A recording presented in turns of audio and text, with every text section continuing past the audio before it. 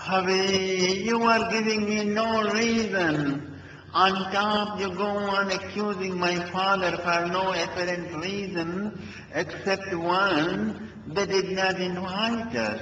Why are you so touchy and closed? Please stop that and let's dress up and go. Can't you afford to be a little generous, sire? Can you afford to be a little humble, sire? Let's be wise and hurry up. Lord Shiva said, no, that's not possible, Sati. Sati Devi said, yes, it is possible. I will show you. All you got to do is stop your negativity and just follow me. And you will see how beautiful pair we will look when we proceed. Everyone there will run down to us for our darshan, and I promise I will make my parents apologize to you for forgetting to invite us, okay? The source of all troubles is you want to receive honor but don't want to give. Come, I will teach you to bow to my father. He is your father-in-law, remember? I will never bow down to him, Lord Shiva said. Sati Devi said, why? Lord Shiva replied, because, Sati Devi, because pratyudgama prasnayana vivadana pratyudgama prasnayana vivadana vidhiyate sadhumitha subadhyame प्राज्ञै परस्मै पुरुषाय चेतसा गुहाशयायै वनदेहमानिने. Exchange of greetings, standing up, advancing, when respecting gestures and salutation should be done only for the God residing in the heart of the egoless one. It is never to be done to a puffed up and vindictive person. And listen, Sattvam Vishuddham Vasudeva Shabditam Yadiyate Tatra Pumana Pavrita Sattve Tasmin Bhagavan Vasudevo Yadhoktayo me namasavidiyate. It is the critical clean, it is the crystal clean transparency through heart, which is termed as Vasudeva, where God is realized in His effulgent glory. Only to such a person I can humble down and to none else. Sati Devi said, yes, my father, my mother and all my relatives are just like this exactly as you described. And I will show you if you just go with me. Okay, husband? Sati Devi begged, but Lord Shiva looked around and called on, Nandeshwar, Maniman, where are you? Come with your troop, please. Lord Shiva called the attendant. As they arrived, he ordered them to accompany Her Majesty.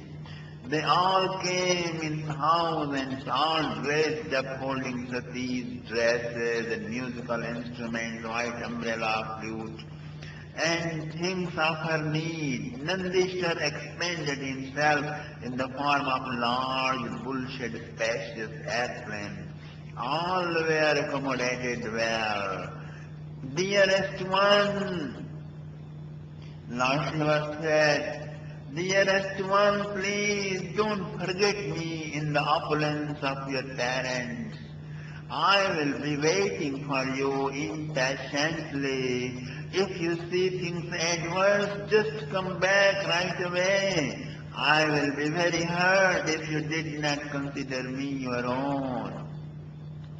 Vexed at not being able to travel with her hubby, Sati Devi burst into tears and wept in the folds of her husband's embrace.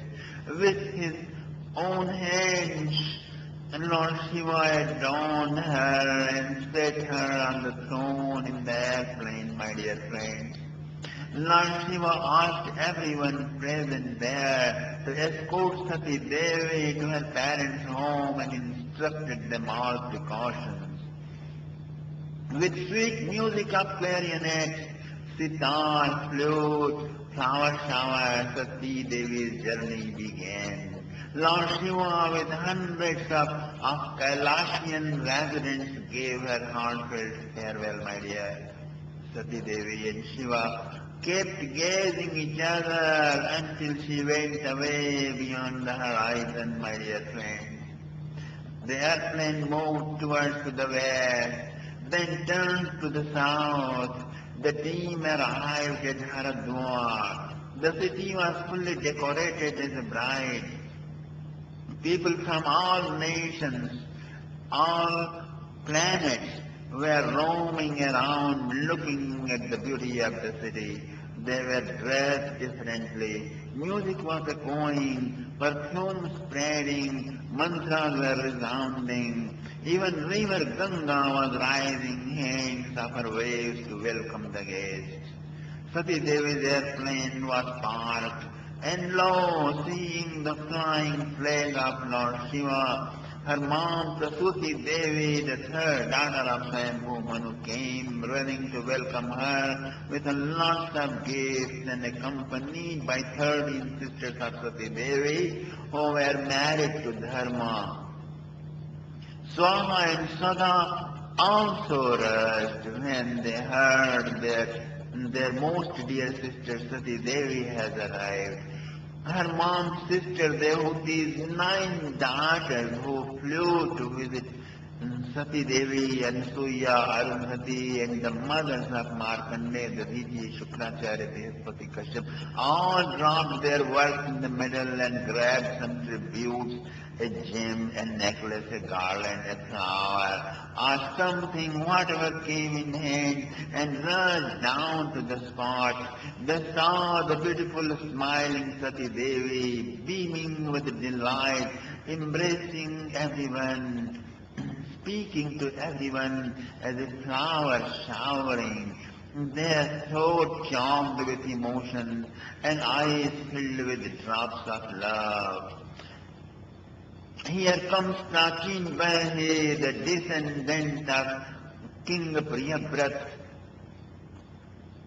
Uttanpad, the maternal uncle of Sati Devi, who is now the sovereign emperor of the globe. He offered Sati Devi the costliest gift and bowed down to her, paying his respect. Sati Devi blessed him and inquired his welfare. My dear friends, Dharma, Ruchi and Agni and hundreds of relatives came. We are missing Lord Shiva. Where is he? When could we see him? They all begged. Sati Devi smiled and chirped, maybe perhaps when this yajna is complete and your storage of merits are grown enough, then you might see my hubby Lord Shiva.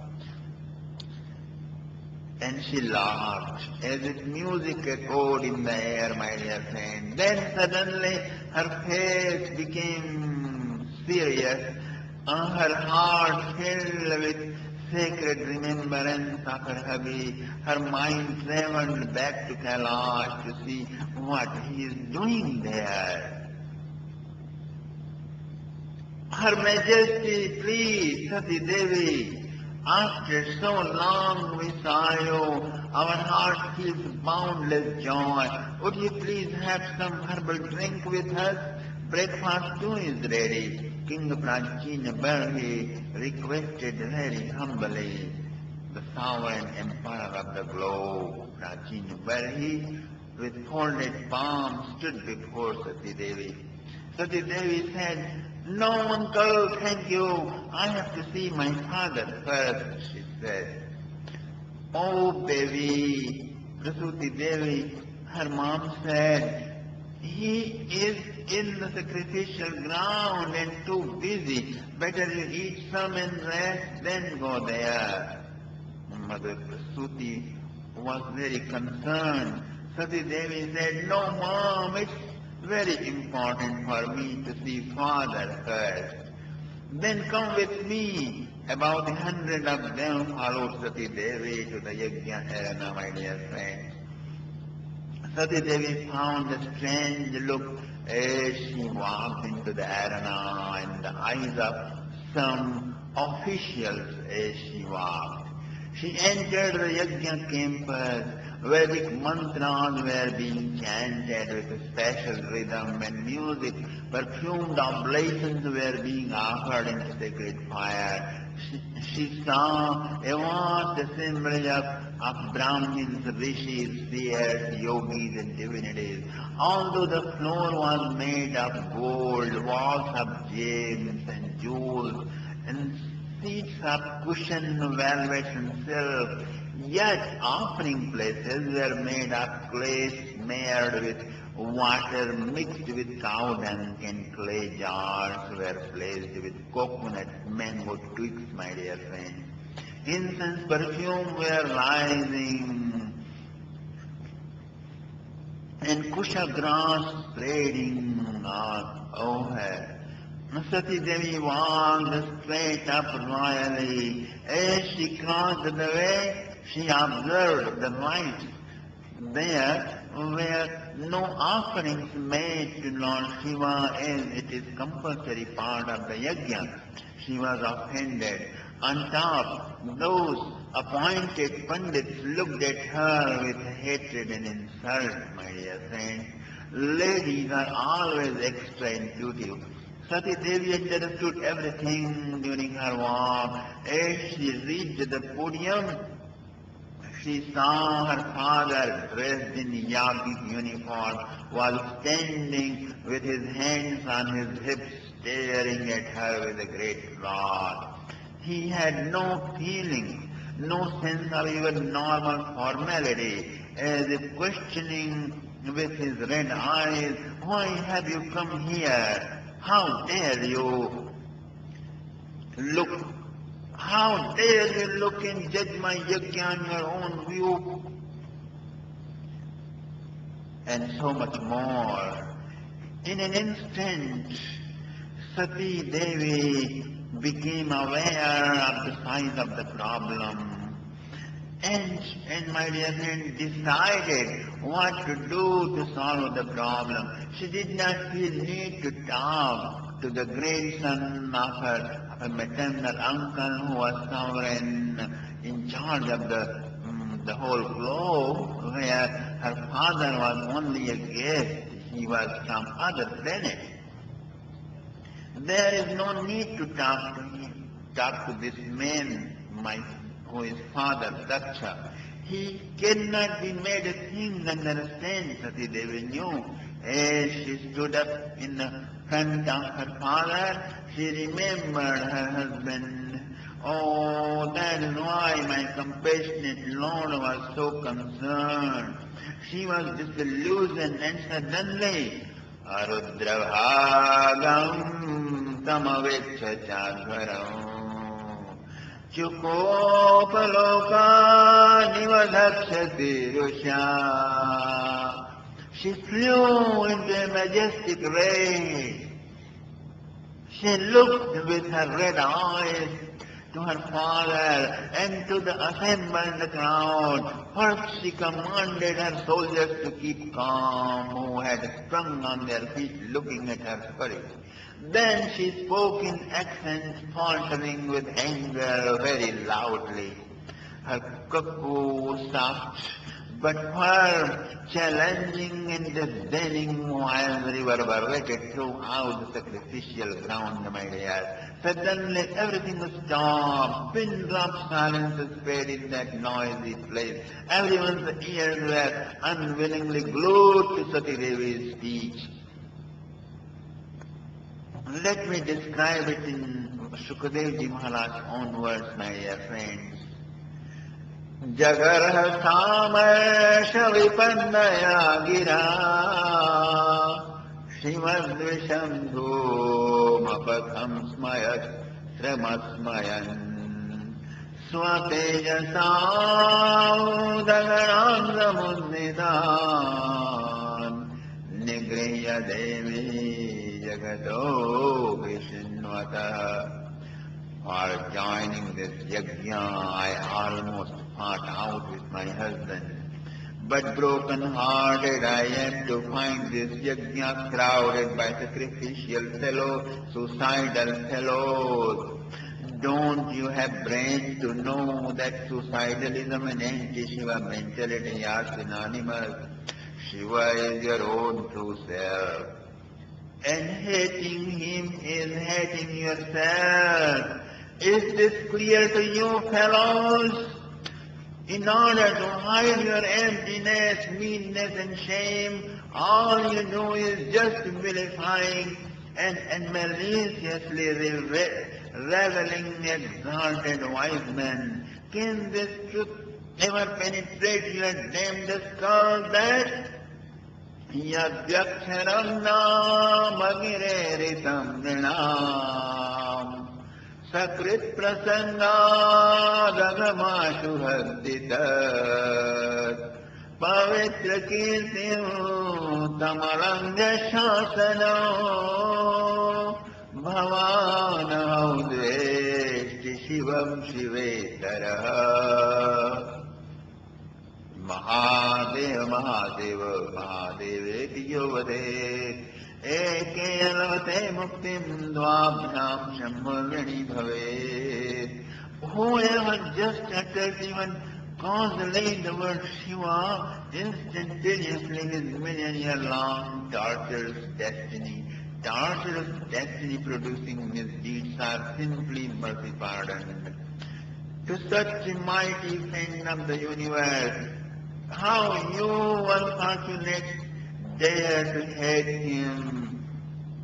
It is your foremost duty to jump up and grab the throat of the blasphemer of Lord Shiva and pull out his tongue or shut your ears and just leave. If you missed both opportunities, you are the murderers of yourself. So rise up, otherwise it will be too late. Then each one of you will have to pay the penalty with interest. Okay?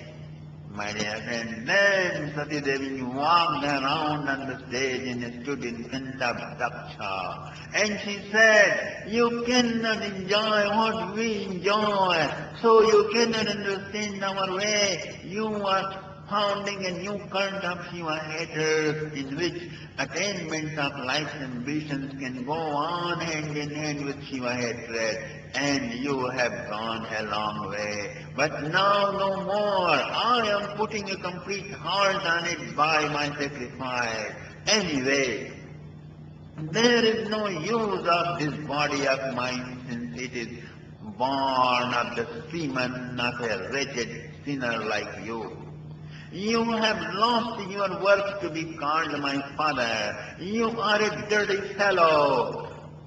Oh, when my Lord Shiva will jocularly, humorously call me, oh Dakshani, oh daughter of Daksha, my nurse, and smile will be gone. I will be appalled and ashamed of being a daughter of you. Oh, away, away with it now. Gotram Tadiyam Bhagavan Vrishandvajo Dakshayanityaya Dasudurmana Vyapetanarma Smitamasutadvyam Vyudraksha etat punapam tadangayam. Shocked and stunned, the assembly was motionless, including Daksha himself. Nobody was able to figure out how to calm down Sati Devi and what to tell her, my dear friend. Sati Devi sat down silent on the floor, facing the direction where her husband was. That she sipped the water that she did Achmaniyam. She covered herself with a golden silk, closed her eyes and combined her prana and apana airs in the navel plexus. The oxygen we inhale, exhale through nostrils or mouth and has its seat in the lungs is prana, my dear. That which has downward course and has its seat in the big intestine is apana. That which has upward force with its seat in the throat is Udana air. Sati Devi forced the Udana air into the navel, then to the heart, then to the throat, and then to the middle of eyebrows. Then she summoned the fire and air, addressing them into her limbs, while she began enjoying the honey of the seeing her beloved Lord Shiva on the screen of her pure consciousness, my dear friends. Soon her body, which was lovingly placed on his lap by Lord Shiva himself, was ablaze and combusted. Dear friends, let us see how Sukadevji Maharaj describes. Ityadhare lakshamanodhyajagruhan chitaudishim nishasadha shantava prishtva jalam pita dukula samrita nimilya drigyo gabadham samaviyad kritva samana vanilojidasana Sodanamuttharajanamijagrada Sodanamutthapyajanavijagrada Shanayaninnamyaviyoranindidao Kanthanur-madhyamaninditanayan Evam sadeha mahadamayala Mosamaro-pitamankamanaran Jihazadedam jarushamanasvini Dadharagadre dvanilagni-dharanam Tata-samanur-jaranam mujalavam Jagadguru-chindayadina-chaparam Dadarshadeo-ritakalmashasati Sadhyakajanjvala-samadhi-jagnina The body burned and burned, still it stayed seated straight as a statue. Then the spellbound crowd became conscious. Great commotion, tremendous uproar arose on the earth and in heavens. People shouted, this wicked Daksha, being Prajapati, did not stop his own yogini child preparing death. She deserved honor, yet received mean treatment. Devi Sati's soldiers, as if woken up from sleep, their blood boiled up, and they ran down and jumped down with their uplifted weapons to kill Daksha Prajapati. Bhrigu came to rescue. He poured oblation into Dakshinagni with killer texts of the Yajurveda. And lo, angelic beings named Ribhus rose in thousands from the fire and fought and drove them away. Narad could not bear it. He ran down to Mount Kailash and told Lord Shiva the sorrowful death of Sati Devi. My dear friend, Shiva felt a shock. There was only one in the whole world who loved him so madly, but she is no longer alive now. Rudeness of her father killed her. Streams of tears flowed down non-stop from the eyes of Shiva, as if offering water oblations to the departed soul of his beloved Sati Devi. As he recovered a bit from the pain of Sati's separation, he asked for the details. Narada told the story. By now, many attendants of Lord Shiva and Nandishwara had also been arrived. They also described the latest news. With Bhrigu's action and the death of the most attendants, now Shiva became angry. Then, sharply biting his lips, Kruddha sadashtoshta puta sadhurjate jatam tanidvan nisatoghrarodijam utkritya rudra sahasothito hasan gambhira nado visasarajatam bhuvi. Then sharply biting his lips in wrath, Lord Shiva pulled a fire-like hair from his matted lock, and laughing loudly he dashed it on the ground as if atom blasted, a devastating, bombarding sound arose. Then a mighty, colossal, sky-high person was materialized. He had thin eyes, dark blue complexion, yet very bright like flaming fire with 1,000 arms all armed up. Command me, O Almighty Lord, he requested with the joint palms and bowing head. Tam kim karomi nigarantama baddhanjalim Bhagavan Bhutanatha. You have my power. Go and put terrible devastation on Daksha and his performance. You are now Veerabhadra and the chief of my army. Okay, go. Lord Shiva ordered with a blessingful palm on his head, my dear friend. Veerabhadra circumambulated Lord Shiva's side and lifting his trident, looking around with blazing eyes, roared at the army to march. Almost flying by the force of their dreadful rage, they soon arrived at Haridwar like a storm, raising dust and roar. Soon the entire Yajna ground was surrounded. Now they started destroying everything from all sides.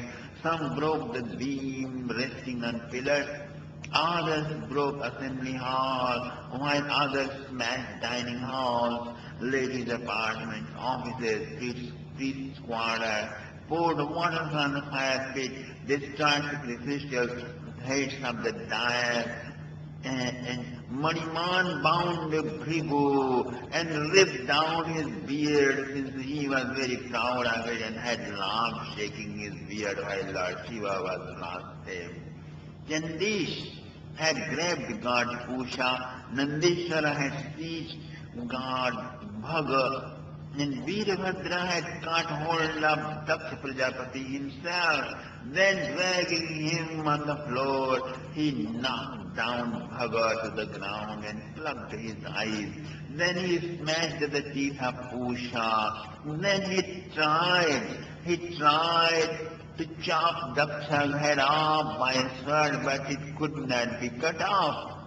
Blessed and benedicted as he was, so he twirled it round and around, twirled his Daksha's head round and around and around until it was ripped off, pouring lots of blood. He dumped that head in a blazing fire pit and threw his body on the ground. With a heavy scream, sighs and sobs, people ran away, helter-skelter. But Veerabhadra, like embodied death, went around, setting off everybody's head equal to their Shiva hatred. After fulfilling their mission, they returned to Mount Kailash. They all prostrated before the Lord and conveyed him their success. My dear friends, soon the gods, the celestials, flew to Brahmaji, his planet, Brahmalok, and they reported the accident. Brahmaji said, you all are guilty of offense against the Lord Shiva by stealing away his share of sacrificial offerings. On top, he has lost his beloved spouse. We have no way to know the extent of his power, but he can be speedily propitiated, I know. If you wish your wellness, make haste to crave his mercy. Brahmaji gave his judgment, but he could not trust them. If you messed up again with this opportunity, his wrath might target next to my planet, because I am his father. This Daksha, stupid Daksha's father. So let me accompany you. With thousands of gods and sages, Brahmaji flew towards Mount Kailash. They saw the silvery hill ranges from the distance. My dear friends, ke jale laso nityam yasya sa kelasa. The reflections of which keep dancing upon the waves of Mansarovar Lake, that's Kailash. Kailash ev Kailas uchyate. That is Kailash or Kailash, okay? Lord Shiva is the transcendent reality.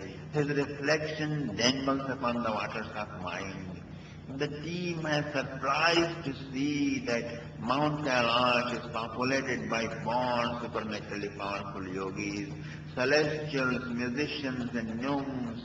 Its summits are shining with jewels and gems and variegated minerals covered with shrubs, vines, trees, bushes, and infested with beasts, birds, streams and lotus-filled ponds.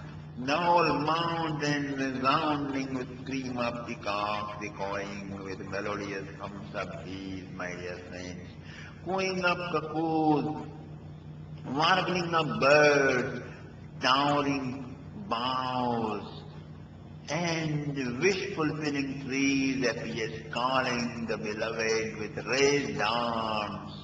Mount Kailash, through its moving elephants, appears to be moving, and so its murmuring rills appears to speak. Abhayantam yotastai dijantam adhuvedrumai vrajantam iva matangair ganantam iva nirjarai.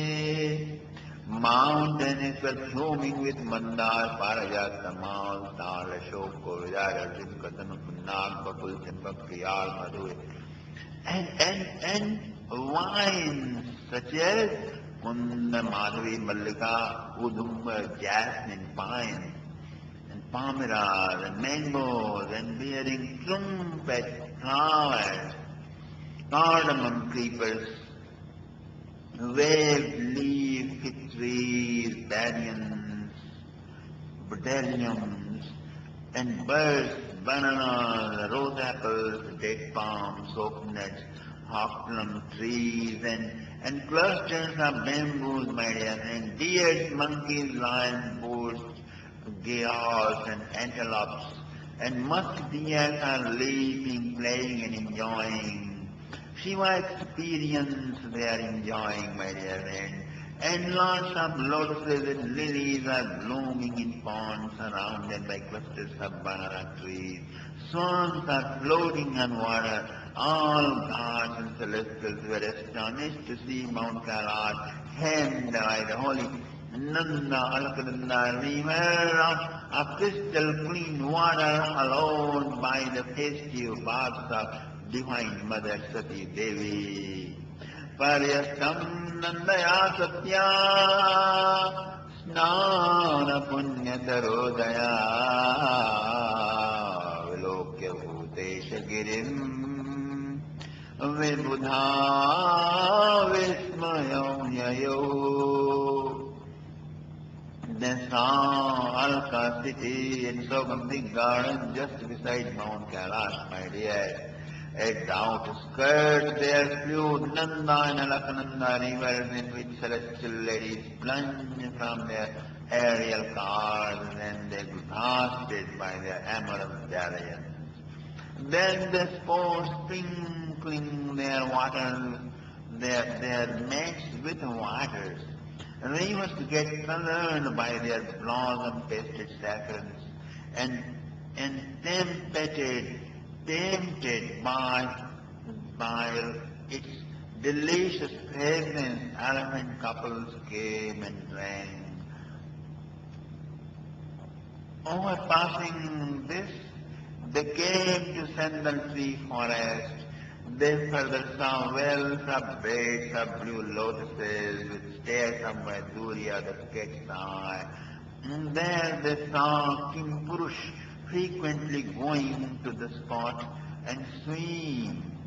This is Mount Kailash, celestial plane of existence, my dear. So do not please get your head boggled up as how can all these be possible in the snow-clad mountain peaks, the barren Himalayas.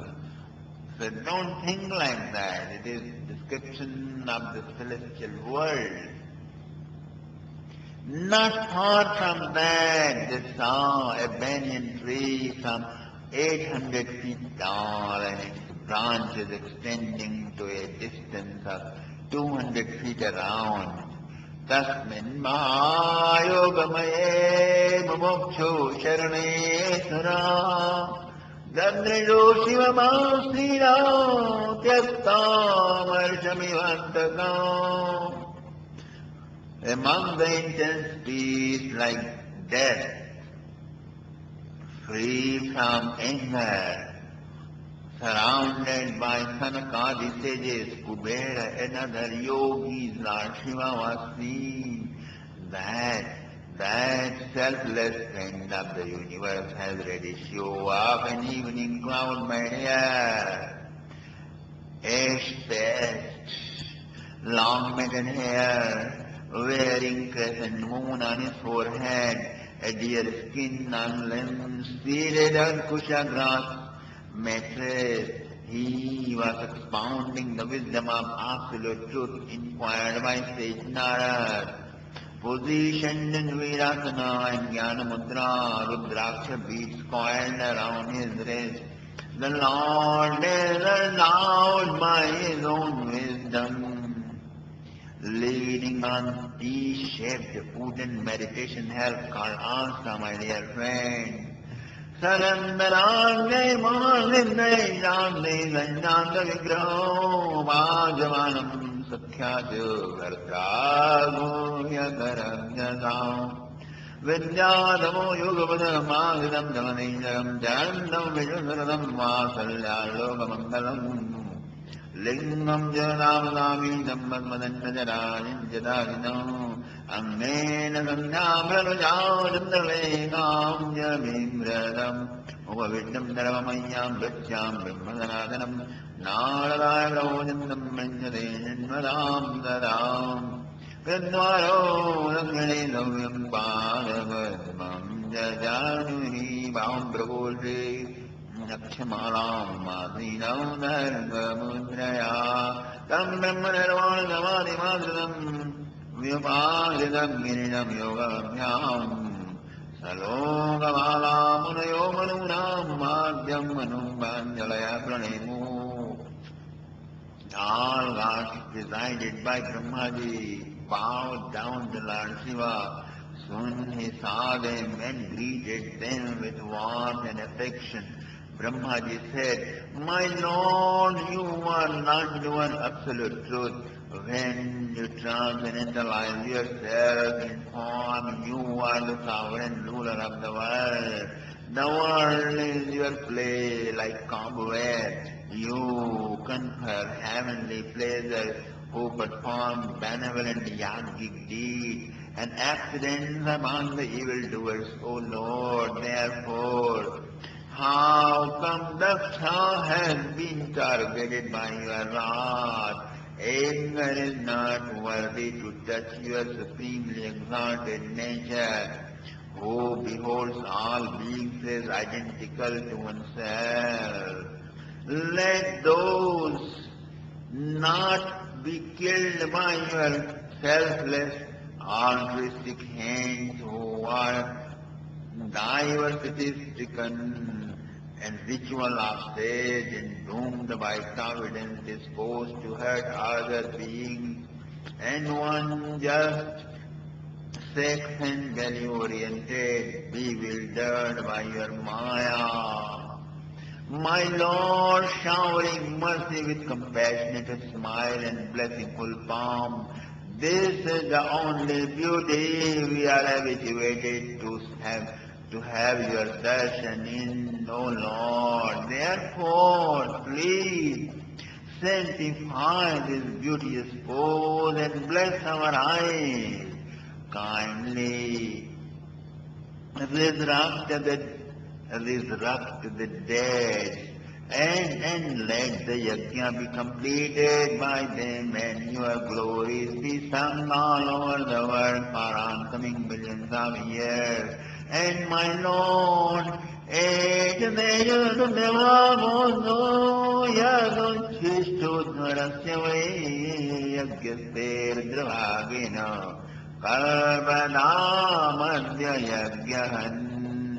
let all that which remains unused after the completion of yajna be your share now on. Lord Shiva was pleased and with a heart filled but dry laugh, he said, yes, dry, my dear friend, because there is no mention of fulfilling the biggest loss, the loss of his most beloved wife Sati Devi. And as far as share is concerned, back too, they want to offer him only the remnant, the leftovers at the end. But prayer is indeed a smart one. So will be the fruit, my dear. So watch out when you request. Be careful. So the Lord Shiva said, I do not recollect the offenses of ego-stuffed fellows. Oh Brahmaji, oh gods, okay? Veerabhadra has done nothing but just taught them a lesson. Hey, just be careful, that's it. But if you feel it too heavy on your chest, then let's go and take care of the situation. Then, sadhu sadhvitya sabhruvan, all gods and Brahmaji exclaimed, well said, let's go. They invited the Lord, and lo, they came to the spot. It was badly devastated, my dear. They wandered around. Soon somebody spotted out Daksha's trunk, and Lord Shiva looked for head. It was missing. Then he called Veerabhadra and inquired about the head. Veerabhadra told him it was offered into the fire as final oblation, my lord. But there was a goat speaking out, me, means I. This is mine, this is mine. This is me, myself. And that's you. Those things are yours. You separate, I am others. So that is how the goat was saying. The Lord Shiva said, that's exactly the tone of Daksha, my father-in-law. So get his head and let me join it on his body. As he did so, he became alive with goat's head and human body, my dear. But now he was transformed, free from the life as Pula Atman. He prayed with joined palms. My Lord, it's not your punishment. It is your great mercy. The ego by which I was miserable and offending you, you broke it down. I have done lots of offenses to you. You protected me by wiping out their memory. So kind of you, O Lord. Lord Shiva moved further up, all gods followed. They saw God Bhava, his eyes were broken.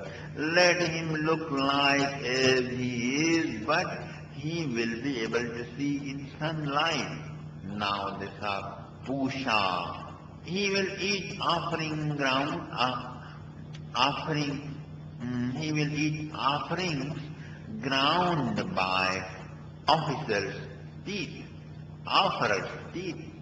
And so those who will offer him anything to eat, it will be ground by them, then he will be able to eat. Then he saw thousands of limb-broken gods and sages. He then ordered Ashwini Kumara Kapal, the celestial physician, to heal them, cure them, and do surgery on others, and get them well. And lo, they became busy. They did all full well, and everybody ready. Now Lord saw Bhrigu and his beard. It was all ripped out from the root and looking very ugly, like a ruthlessly pulled off hair of a gem. Lord thought, how will he get his beard now? And we cannot ask him to be clean-shaved as fresh Americans. He has to have his beard, but it should not look like Muslims. He should look like a rishi.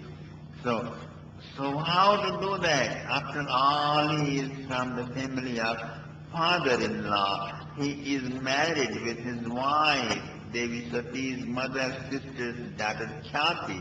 So Bhrigu could be joked with like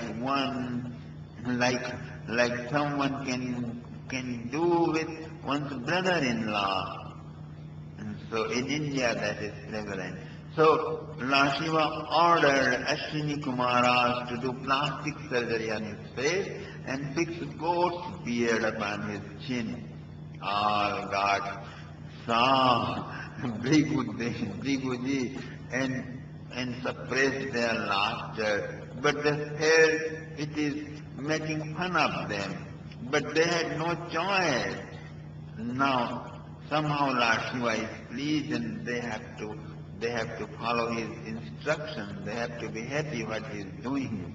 Lord Shiva ordered Daksha to begin the yajna. Yajna arena was cleaned and purified and well said.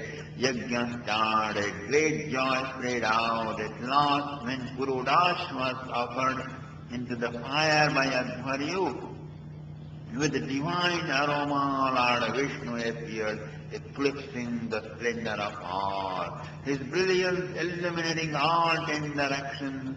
He was seated on snow-white eagle Garuda. With his winsome smile and glances, he enraptured the whole audience, my dear. All began to pray, group after group. At last, Lord Vishnu spoke, accosting Daksha. He said, just like a head, hands, feet, front and back have different names, different uses, different locations, but for that reason no one considers them as belonging to others. Oneness and ownness is undercurrent in all limbs. Same way, a knower of absolute reality, a knower of truth. A God-realized enlightened one is he or she who has developed an understanding, a state of consciousness, a perspective in which he finds not a single living or non-living entity is apart from him. All are in him and he is in all. One alone is allness, oneself, simply a projection upon this oneness of life. allness, and oneself are simply a projection upon this vast oneness of life. You can start out with seeing oneness in myself, Lord Shiva and Brahmaji, okay? Remember, I should not hear any stupidity from your action anymore, okay? Prayanam meka bhavanam yona pashyati vaividam sarodatmanam brahman sa shanti manigachyate. In the presence of the divinity, the yajna was completed. Lord Shiva was offered big worship with his share. All sages blessed. Dharme matirastu. Let everyone's heart be cosmic eyes. Cosmicization of consciousness or love is the meaning of religion, my dear friends. If you translate opinionated sect, Orthodox Church, evangelizing in infidels, cult, then it becomes object of revolt and hatred. Fire, air, earth, all have their religion. Even the agnostics, atheists too have their religion. They also follow a law, a custom, a manner, etiquette, ideals, which are nothing else but the fragments of the natural and cosmic laws. In true meaning of religion, the true meaning of religion is universal law, invincible force of nature which provides you success, prosperity, peace and progress as soon as you are in tune with it. Okay, that is dharma, that is religion. Therefore, let everyone drop their fanaticism and fundamentalism and terrorism and dharme matirastu. Let your petty-mindedness, your mean-spiritedness and unkindness be clean. Then your consciousness be cosmic eyes. Soon the soul of Sati Devi was born as daughter of the Himalayas, is Devi Parvati, and she regained the Lord Shiva as her beloved husband. To know its details, my dear friends, please skim my book, Lord Shiva Bible, volume 2nd, released in 2 volumes. These 7 chapters are called Dharmopakhyan, my dear. When you hold malice towards any form of the divine, your religiosity remains failure. Being so devout and firmly religious, still you will be peaceless and at times doing bad things underhandedly. Your religion is always on the Christmas sale. You are a church-going, a temple-going religious person only because some thick-pocketed buyer you have not met yet. So, where is Lord Shiva? Where is Lord Vishnu? Where is Lord Brahma? Where is the Vedas, the Dharma? Then and there, religion brings some color. Okay? Then and there, religion brings some color.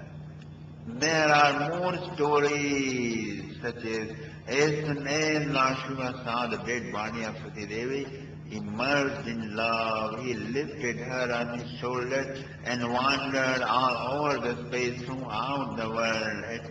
At last, the discus released by Lord Vishnu Narayana went on chopping off limb after limb, falling on different spots, turning them power spots, Shakti Peethas, still visited today by many pilgrims for this and more for this and more stories you should see in Devi Bhagavatam, Kalika Puranam, my dear friends, or Shiva Puranam or Linga Puranam.